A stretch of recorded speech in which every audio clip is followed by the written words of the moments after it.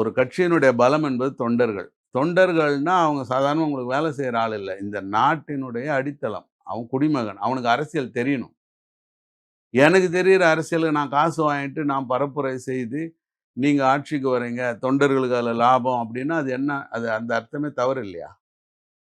எனது கொள்கை தானே வெல்லணும். அந்த கொள்கைய நீங்க தானே முன்னெடுத்து செல்லணும்.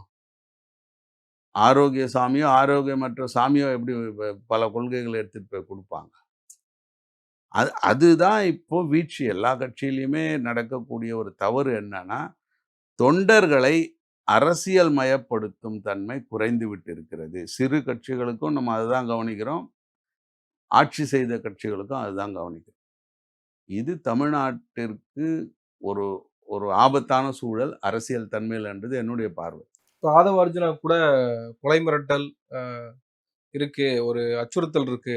என்ன இதெல்லாம் யாரோ ஃபாலோ பண்றாங்க.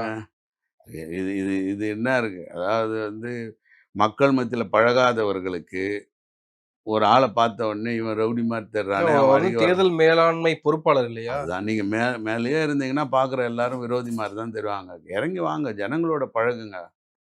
தினசரி ஆர்மேனியன் ஸ்ட்ரீட்ல நடந்து பாருங்க. யார் உங்கள மோதுற மாரி வர்றாங்க, யார் இடிக்கிற மாரி வர்றாங்க, அவங்களுக்கு அரசியல் நோக்கம் இருக்கா, இல்ல அவசர நோக்கம் இருக்கான்னு தெரியும்.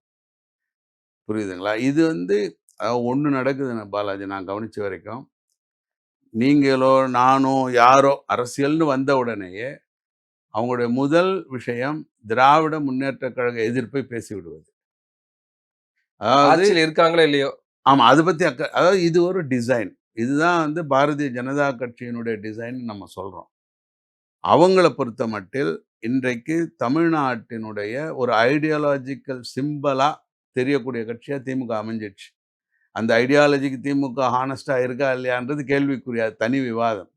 ஆனால் பாரதிய ஜனதா கட்சியை பொறுத்தவரை ஒரு சித்தாந்தத்தை தனக்கு விருப்பமில்லாத ஒரு சித்தாந்தத்தை ஆழமாக வேரூன்றி ஆள் போல் தழைத்து அருகு போல் வேரூன்ற வைக்கிற ஒரு கட்சியாக அவங்க திமுகவை பார்க்குறாங்க. அப்ப அவங்களுக்கு என்னன்னா, எனக்கு நீ ஆதரவு தெரிவிக்கணும்னு இல்ல. நீ திமுகவை எதிர்த்தா போதும்.